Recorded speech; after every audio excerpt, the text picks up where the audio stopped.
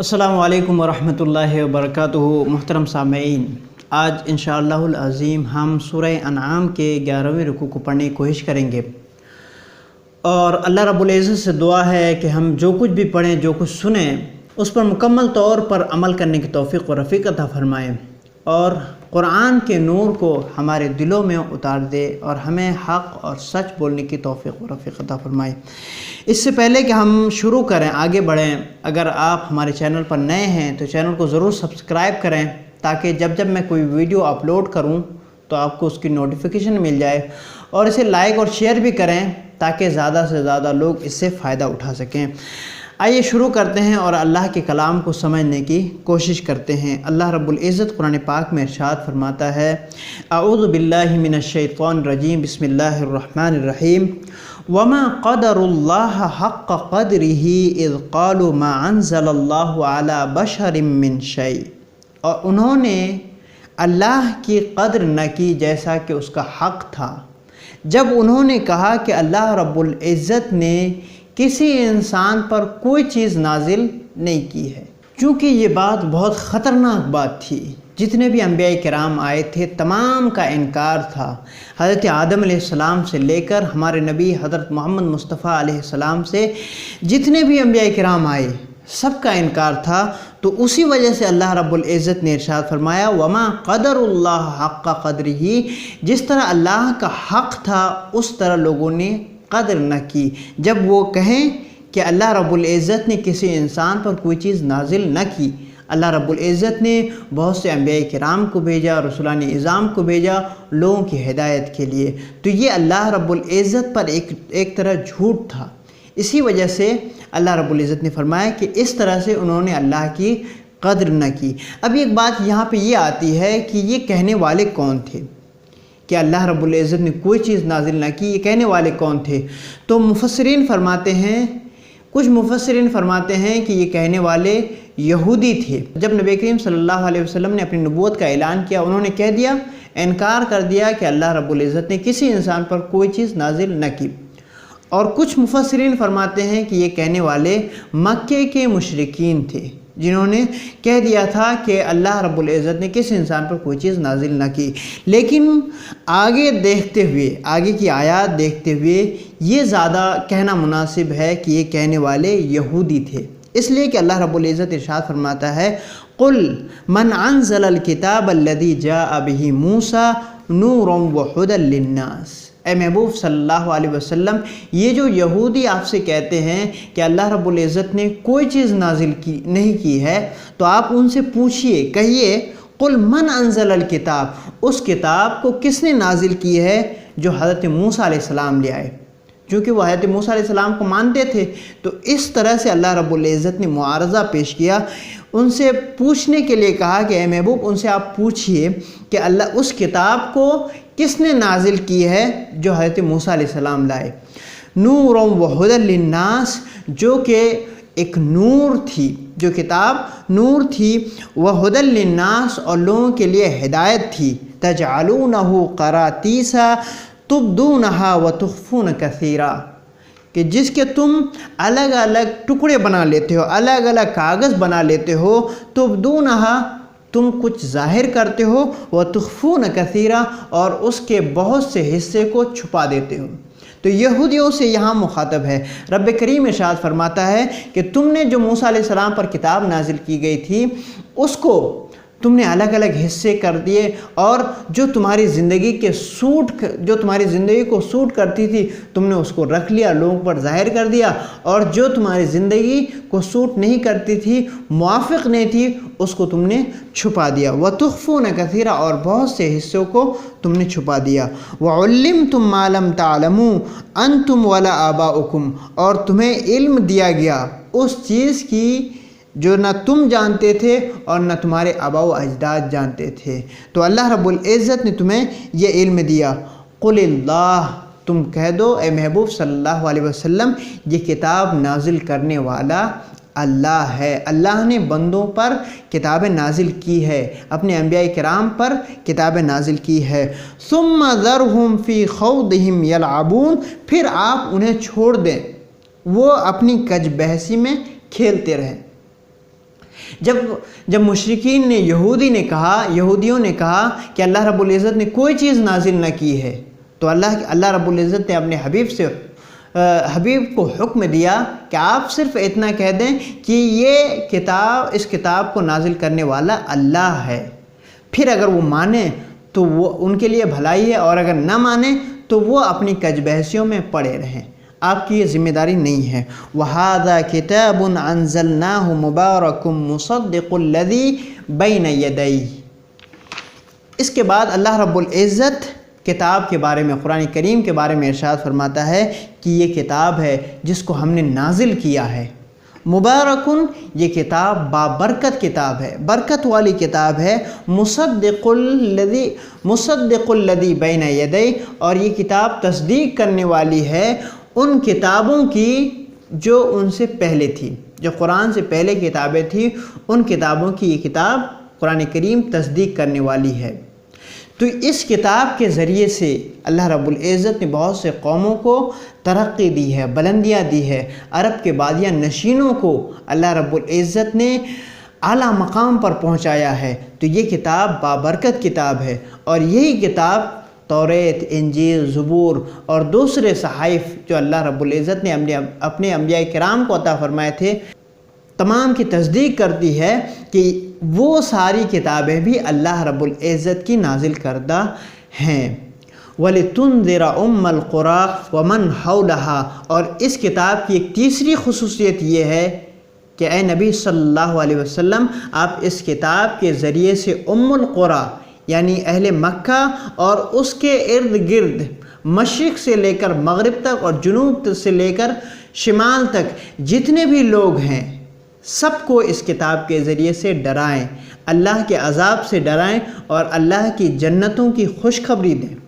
یہاں پہ ایک بات ذکر کرنا بہت اہم ہے۔ کچھ لوگوں نے یہ اعتراض کیا کہ قرآن کریم صرف مکے والوں کے لیے ہے، دنیا کے دوسرے لوگوں کے لیے نہیں ہے، اس لیے کہ رب نے اس آیت میں فرمایا لِتُنذِرَ أُمَّ الْقُرَىٰ، کہ آپ اس کے ذریعے سے، قرآن کریم کے ذریعے سے ام القریٰ یعنی مکے والوں کو ڈرائیں، ومن حولہا، اور جو اس کے ارد گرد ہیں۔ تو اس کے ذریعے سے انہوں نے کہا کہ یہ کتاب صرف مکے والوں کے لیے ہے، حالانکہ اس کتاب میں صرف اتنا کہا گیا ہے کہ مکے اور اس کے ارد گرد والوں کو آپ ڈرائیں۔ تو ارد گرد کا مسئلہ بہت دور تک بھی جا سکتا ہے، قریب بھی ہو سکتا ہے۔ اور دوسری بات یہ ہے کہ اس میں اس چیز کا منع نہیں کیا گیا ہے کہ دوسرے لوگوں کو آپ ڈرا نہیں سکتے ہیں، جبکہ دوسری آیت میں اللہ رب العزت خود ارشاد فرماتا ہے کہ اللہ نے ہمارے نبی صلی اللہ علیہ وسلم کو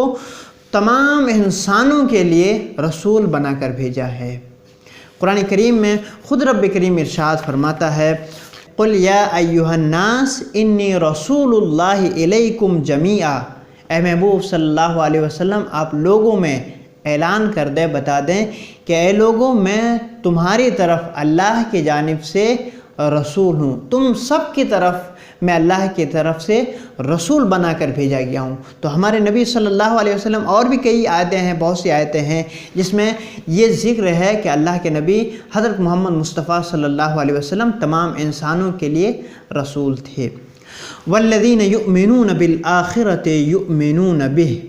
جو لوگ ایمان رکھتے ہیں آخرت پر، وہ نبی کریم صلی اللہ علیہ وسلم پر بھی ایمان رکھتے ہیں۔ وَهُمْ عَلَىٰ صَلَاتِهِمْ يُحَافِظُونَ، اور وہ اپنی نمازوں پر مداومت برتتے ہیں، وہ نمازوں کی پابندی کرتے ہیں۔ یہاں پہ ایک بات ذکر کرنے کی ضرورت ہے کہ اللہ رب العزت نے دوسری چیزوں کے ذکر کے ساتھ نماز کے ذکر کو یہاں پر درج کیا ہے۔ اصل میں نماز کی اہمیت بہت زیادہ ہے، اور سوچنے اور سمجھنے کے لیے ایک بات کافی ہے۔ اللہ رب العزت نے جتنے بھی احکام اور شریعتیں نازل کی ہے تو سب فرشتے کے ذریعے سے نازل کی ہے، لیکن نماز کا معاملہ یہ ہے کہ اللہ رب العزت نے اپنے محبوب کو عرش اعظم بلکہ لامکان پر بلا کر نماز کا تحفہ دیا ہے۔ تو نماز بہت اہم چیز ہے۔ وَمَنْ أَظْلَمُ مِمَّنِ افْتَرَىٰ عَلَى اللَّهِ كَذِبًا، اور اس سے بڑا ظالم کون ہوگا جس نے اللہ پر بہتان باندھا، جس نے اللہ پر جھوٹ باندھا۔ أَوْ قَالَ أُوحِيَ إِلَيَّ وَلَمْ يُوحَىٰ إِلَيْهِ شَيْءٌ، یا اس نے کہا کہ میری طرف وحی کی جاتی ہے، وَلَمْ يُوحَىٰ إِلَيْهِ شَيْءٌ، حالانکہ اس کے طرف کوئی وحی نہیں کی ہے۔ ومن قال سأنزل مثل ما انزل اللہ، اور اس سے بڑھ کر ظالم کون ہوگا کہ جس نے کہا کہ میں بھی نازل کر سکتا ہوں یا میں بھی نازل کروں گا ویسے ہی جس طرح اللہ رب العزت نے نازل کیا۔ تو یہ سب سے بڑے ظالم ہیں جو اللہ پر جھوٹ باندھے، جو یہ کہیں کہ میری طرف وہی کی گئی حالانکہ ان کی طرف وہی نہ کی گئی ہو، جو یہ کہے کہ اللہ کی طرف میں بھی کتاب نازل کر سکتا ہوں، تو یہ بہت بڑے ظالم ہیں۔ اس کے بعد رب فرماتا ہے وَلَوْ تَرَى إِذِ الظَّالِمُونَ فِي غَمْرَاتِ الْمَوْتِ وَالْمَلَائِكَةُ بَاسِطُو أَيْدِيهِمْ، یہاں سے ان ظالموں کے بارے میں حکم ارشاد فرماتا ہے اللہ رب العزت کہ اے مخاطب اگر تم دیکھو، ولو ترى، اگر تم دیکھو، ملاحظہ کرو، اذ الظالمون فی غمرات الموت، جب ظالم موت کے سختیوں میں ہوں گے، جب ان کے جسم سے روح کو کھینچا جائے گا، ان کو کس طرح سے تکلیف ہوگی اگر آپ اے مخاطب انہیں دیکھتے، ملاحظہ کرتے۔ والملائکۃ باسطو ایدیہم، اور ملائکہ ان کی طرف اپنے ہاتھوں کو پھیلائے ہوئے ہوں گے اور ان سے کہیں گے اخرجوا انفسکم، تم اپنی جانوں کو، اپنے نفسوں کو نکالو، الیوم تجزون عذاب الہون، آج تمہیں ذلت کا عذاب دیا جائے گا، بما کنتم تقولون علی اللہ غیر الحق، اس کی وجہ سے جو تم اللہ پر غیر حق، ناحق باتیں کیا کرتے تھے، جو اللہ کے بارے میں ناحق اور بہتان تراشی کرتے تھے، اس کی وجہ سے آج تمہیں عذاب الہون، ذلت کا عذاب دیا جائے گا۔ وَكُنْتُمْ عَنْ آيَاتِهِ تَسْتَكْبِرُونَ، اور تم اس کی آیتوں سے تکبر کرتے تھے، اس کی آیتوں کو ماننے سے تم تکبر کرتے تھے، اس وجہ سے آج تمہیں ذلت کا عذاب دیا جائے گا۔ اس کے بعد رب کریم ارشاد فرماتا ہے وَلَقَدْ جِئْتُمُونَا فُرَادًا كَمَا خَلَقْنَاكُمْ أَوَّلَ مَرَّةٍ، اے لوگو آج تم میرے پاس تنہا تنہا آئے ہو، اکیلے اکیلے آئے ہو،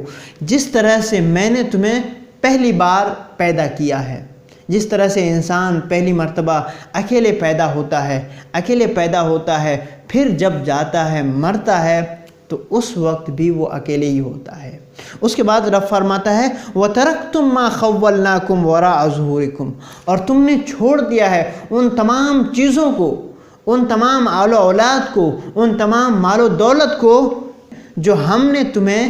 دیا تھا، وراء ظہورکم، اپنے پیٹھ پیچھے۔ جب انسان مر جاتا ہے تو ساری پراپرٹی، ساری دولت اور سارے رشتے اور ناطے ٹوٹ جاتے ہیں، سب زمین کے اوپر رہ جاتے ہیں، وہ زمین کے نیچے چلا جاتا ہے تنہا اکیلا، اس کے ساتھ کوئی نہیں ہوتا ہے۔ وَمَا نَرَى مَعَكُمْ شُفَعَاءَكُمُ الَّذِينَ زَعَمْتُمْ أَنَّهُمْ فِيكُمْ شُرَكَاءَ، اور ہم تمہارے ساتھ ان شریکوں کو، ان سفارشیوں کو نہیں دیکھتے ہیں جن کے بارے میں تمہیں گھمنڈ تھا، جن کے بارے میں تمہیں گمان تھا کہ وہ تمہارے درمیان ہمارے شریک ہیں، جن کو تم ہمارے شریک بناتے تھے، آج تم تنہا آئے ہو، وہ تمہارے پاس نہیں ہے۔ لَقَدْ تَقَطَّعَ بَيْنَكُمْ وَضَلَّ عَنْكُمْ مَا كُنْتُمْ تَزْعَمُونَ، آج وہ تمام رشتے اور ناطے ٹوٹ گئے ہیں جن کے بارے میں تم گمان کرتے تھے، وَضَلَّ عَنْكُمْ، اور گم ہو گئے ہیں جن کے بارے میں تم گمان کرتے تھے کہ وہ تمہاری شفاعت کریں گے۔ تو تمام چیزیں، تمام رشتے ناطے، تمام دولتیں زمین کے اوپر رہ گئی، آج تم اللہ کے بارگاہ میں تنہا تنہا آئے ہو، آج تمہیں اللہ کی بارگاہ میں جواب دینا پڑے گا۔ اللہ رب العزت ہمیں دوزخ کے عذاب سے بچائے اور اللہ کی بارگاہ میں ہمیں شرمندگی سے بچائے، اور یہی ہمارا مقصد ہے۔ اللہ رب العزت ہمیں دونوں جہان میں کامیاب اور کامرہ کرے۔ یہیں پہ ہم اپنی بات ختم کرتے ہیں۔ اللہ رب العزت ہماری کوششوں کو قبول فرمائے اور اس سے لوگوں کا فائدہ ہو، آمین۔